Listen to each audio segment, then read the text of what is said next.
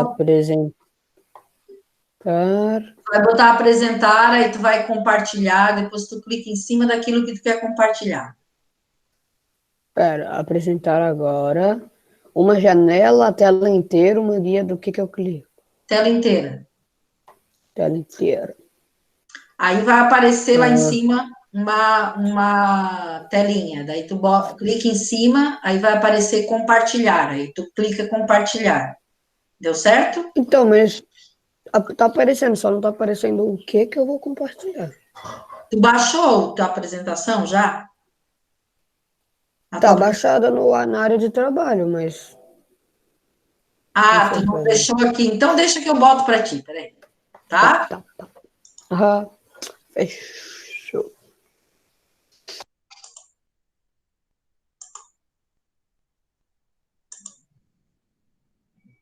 Desculpa que não é esse. Esse é do Yuri. É esse. Estão vendo? Sim, prof. Tá, então pode começar a apresentar, mocinho. Tá, peraí, deixa eu fechar a porta do meu quarto. Tá bom. Tá, eu escolhi fazer do manguezal, porque é um bioma que eu meio que tenho um contato, né, porque eu já fui. Sim. E não sei por que eu escolhi. Foi por isso que eu escolhi. Certo. Tá, então, o manguezal, ele tem diversos animais, molusco, crustáceo, caranguejo, siri, ave, jacaré, e etc. O manguezal, ele serve de berço para esses animais que eu citei e outros que não estão citados, por isso botei etc. Daí, como assim o berço? Daí, esses animais citados, eles vão para o manguezal para dar luz aos seus filhotes, ou seja, os filhotes nascem ali, e daí eles ficam um tempo no manguezal, ou vivem para sempre, que ali é o lar deles. Daí é isso, eles nascem lá, se desenvolvem, procriam. Por que será que eles procuram um mangue para se reproduzir? Que é não sei, é um lugar mais fresco, sei lá. Posso falar, prof? Pode. Eu acho que é por causa que, tipo, lá tem muitas raízes das árvores que crescem lá. E daí esses animais buscam para se proteger, para proteger os filhotes dos grandes predadores até que eles cresçam mais. Seria isso? Porque tem as raízes formam tipo uma barreira, né? Tipo uma rede, uma peneira. Os pequenos passam, mas os grandes não. Sim, e esse é um dos motivos, é verdade, isso acontece. Mas, assim, as águas lá são calmas ou são revoltas, tem ondas, etc e tal? Calmas. Em que ano? O que tu acha? São calmas, pelo que eu fui lá, elas são né? calminhas, não tem onda, né? Mais calminhas, né? Então, é principalmente isso, né? É um refúgio. É um lugar calmo. Isso, é um lugar mais tranquilo, assim. E aí o Bernardo falou ali, tem essa rede que as raízes fazem, né? Que forma como se fosse uma proteção, assim, também, né? Tá, mais alguma coisa daqui que tu queira falar, Kian? Não, pode passar. Posso passar? Por favor. Passei. Aí eu coloquei algumas imagens, daí ele tem um caranguejo, tem um boto, tem um jacaré, as cobras, tem... é um bicho que fica lá. Alguns bichos, algumas cobras vivem próximo aos mangues, né? Aqui é As lontras. Uma lontrinha, aqui uma ave se alimentando de caranguejo, né? Sim, tem siri. Vocês viram lá quem fez a pesquisa do guará, viu que o guará, ele nasce com as penas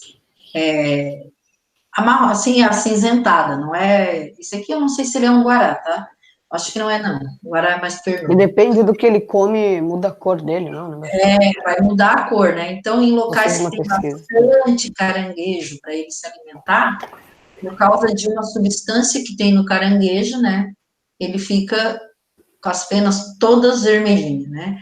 E aqui jacaré, vocês sabem que lá na Daniela, aquele mangue lá da Daniela é cheio de jacaré, né? Lá no beira-mar. E também, né? No Itacorubi, meu pai tirou uma foto, um monte de jacarezinho filhote. Pois é. Oi? Tanto que tem alguns lugares de Floripa que, tipo, teve um lugar, eu não me lembro onde, mas foi aqui em Floripa, mas daí foi encontrado um jacaré, ele saiu do rio, de um dos rios, e foi parar no quintal de uma casa. Já viu isso? Mas é verdade, ele vai mesmo, né? Dependendo, assim, quando a população está muito grande, né? E que não tem controle, não tem um controle biológico ali, a população dele cresce muito e aí ele pode invadir outros ambientes, né? Ele faz isso mesmo, né? Pronto. E também essa ave que vocês estão falando, eu acho que não é um guará, porque o guará ele tem um bico curvo, um bico mais curvo. O bico mais curvo e também as pernas dele é mais longa. E esse daí parece um martim pescador, não sei se... Parece mesmo. Eu acho que o martim pescador é menor, né? É um pouco menor. Depende, tem dois tipos, né? Tem um grande e um pequeno. Então pode ser. Então, posso passar aqui, Ana? Características. As características, o mangue, ele é um ecossistema costeiro, e é um ecossistema, ele é bem úmido, né, então, por isso também tem lá que serve de berço e tal, por ele ser úmido também. E no mangue habita animais tanto como marinhos, como terrestres, ou ambos, né, como o jacaré, que é terrestre e marinho. Tem selvagens perigosas, como cobras, jacarés, e outros não, como siri, caranguejo. E tem mamífero, anfíbio e répteis. E o manguezal é um ecossistema entre a terra e o mar. Então ele é bem dividido. Ele fica na transição ali, né? Ele está em transição entre o ambiente terrestre e o ambiente marinho, né? Marinho. Tu lembra de como que é o substrato lá, o solo do mangue, como é que ele é? Parece lama, porque quando a gente pisava, afundava o pé. Eu perdi meu tênis quando a gente foi lá. Muita gente. O pé atolou. Ele é lodoso, né? É bastante lodoso. Vocês acham que ali tem boa oxigenação? Eu acho que não. Acho que não, né? Acho que não. Ô, prof, pelo que eu fiz na minha pesquisa, não tem. Não, né? Não tem. E aí, quem é que... o que as plantas fazem daí? Elas criam adaptações, elas colocam as raízes para fora para poder sugar mais oxigênio. Eu vi isso também. Do ar atmosférico, né? Elas, quando a umidade que existe, né? Isso. Daí elas têm aquelas raízes, né? Que são pneumatóforos, né? São cheios de pelinho. E aí elas fazem isso, tá? Taquian, mais alguma coisa que tu queira colocar? Não, era isso. Era isso? Então tá. Então vamos passar. Eu vou terminar aqui essa apresentação. Alguém tem alguma pergunta para fazer para o Kian? Hein, gente? Alguém quer fazer alguma pergunta para o Kian em relação ao que ele apresentou agora? Não? Então eu vou passar para a apresentação do Yuri, tá? Posso colocar, Yuri, teu PowerPoint?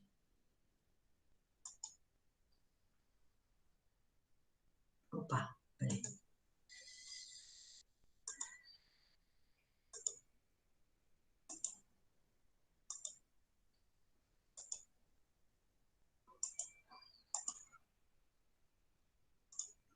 Pronto, Yuri, pode começar.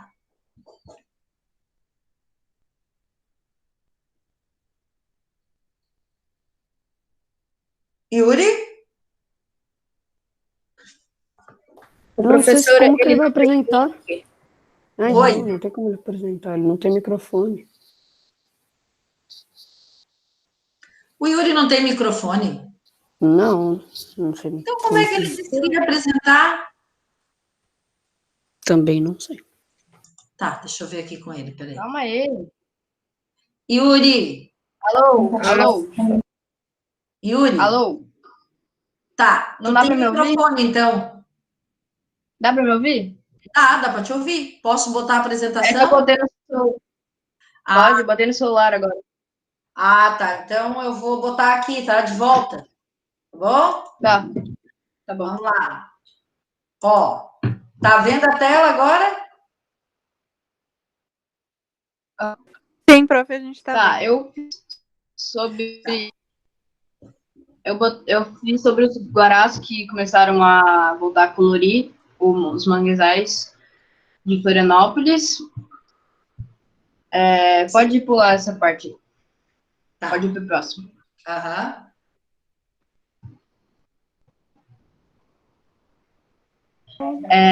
Eles começaram a ser mais coloridos por causa dos guarás, pela coloração deles, né?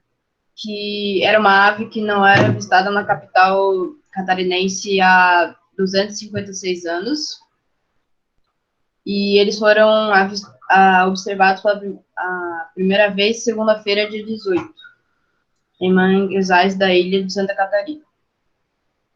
Os pesquisadores acreditam que a preservação desse ecossistema é um dos fatores fundamentais para o reaparecimento da ave.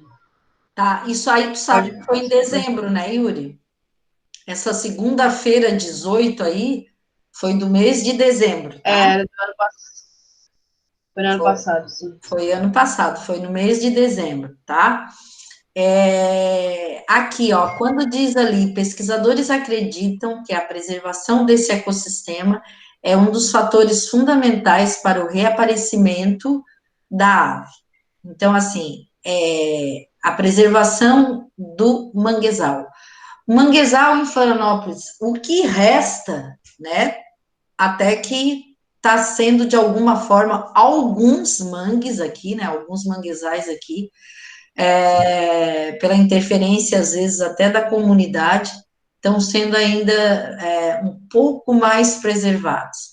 Mas vocês imaginem o seguinte, numa cidade como Florianópolis, que tinha muito mangue, né, muito, foi destruído tudo, né, e ainda o fato de o que resta aqui ainda está um pouco preservado fez com que essas aves voltassem, agora em dezembro do ano passado, né.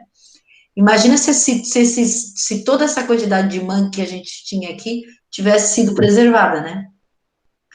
Então, quando ele, nessa matéria que o Yuri está apresentando aqui, quando os pesquisadores falam que acreditam que a preservação desse ecossistema é um dos fatores fundamentais para as aves terem voltado, eu fico imaginando, porque eu não acho que o mangue seja preservado em Florianópolis, né?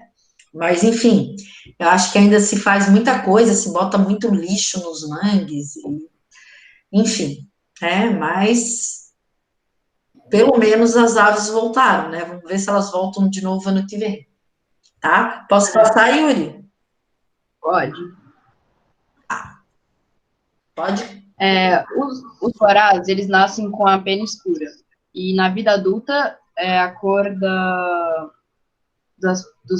das penas dele vão para o vermelho. A alimentação é principalmente nos crustáceos, entre eles pequenos caranguejos presentes em manguezais. Isso intensifica a cor das penas, deixando o pássaro na tonalidade semelhante à de um flamingo. Isso. Alguém chegou a ver isso aqui em Florianópolis em dezembro?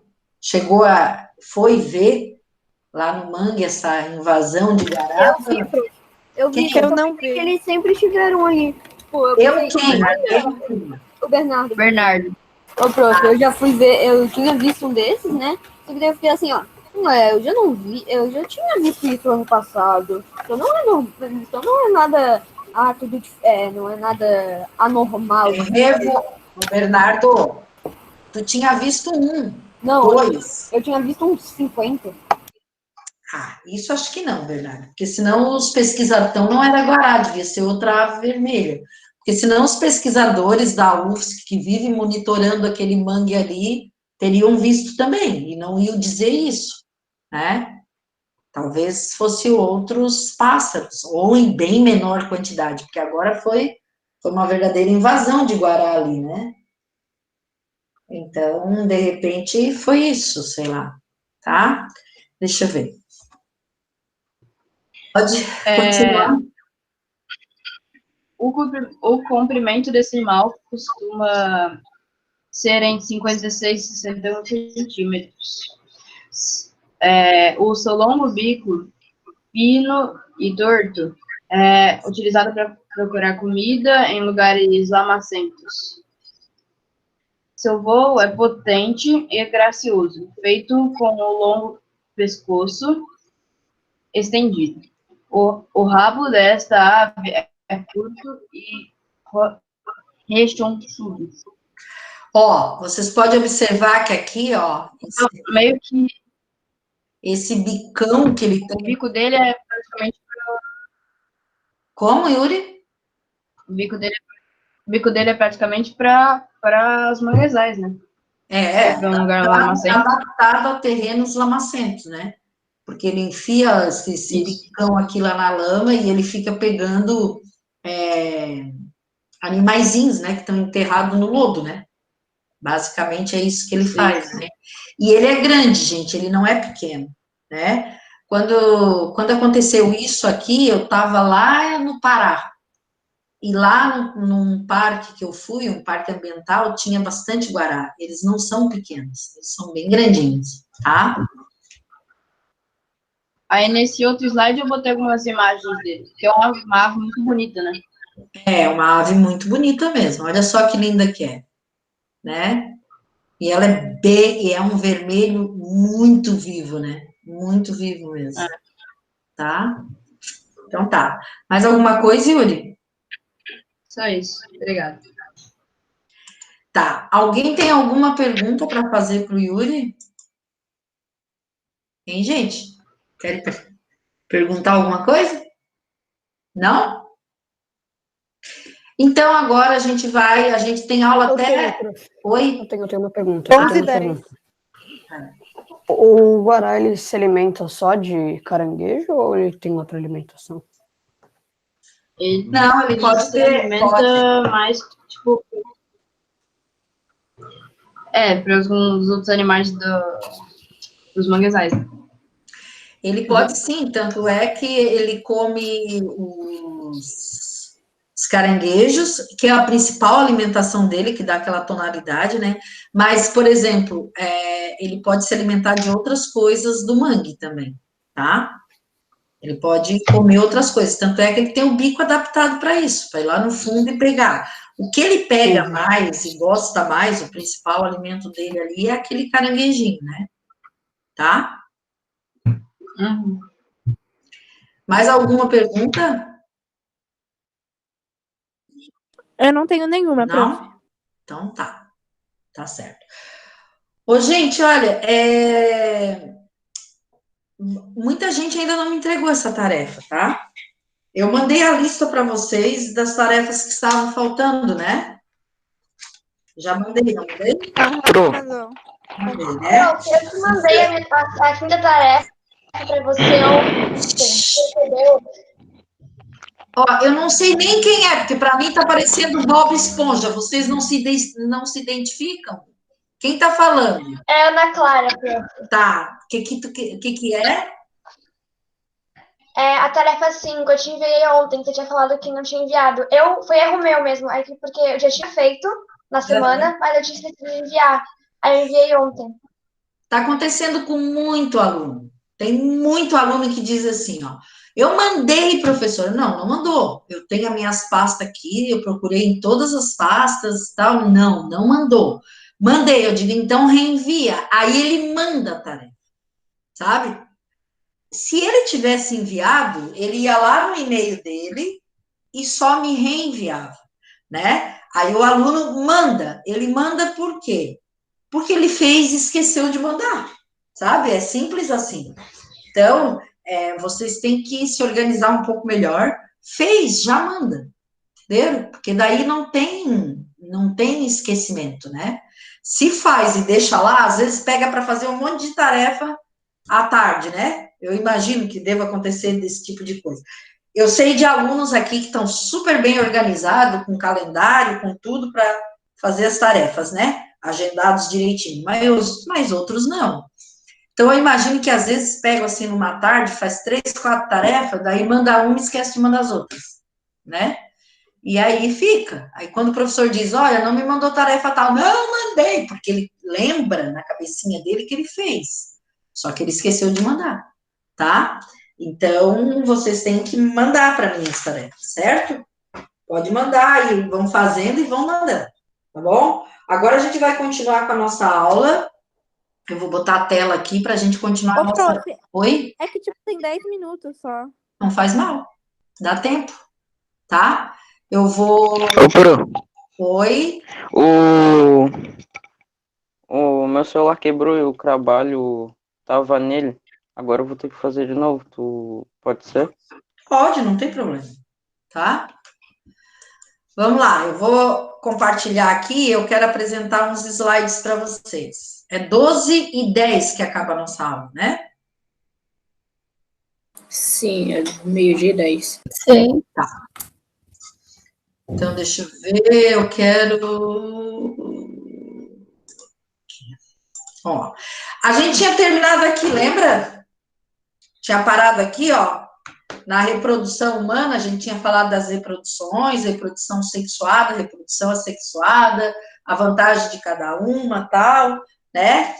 E aí estava falando da reprodução humana, que é a reprodução sexuada, garante uma variabilidade genética dentro da espécie, né? Porque se a gente pegar numa família, na nossa família, né, a gente vê que tem coisas bem parecidas uns com os outros, as famílias são parecidas, né?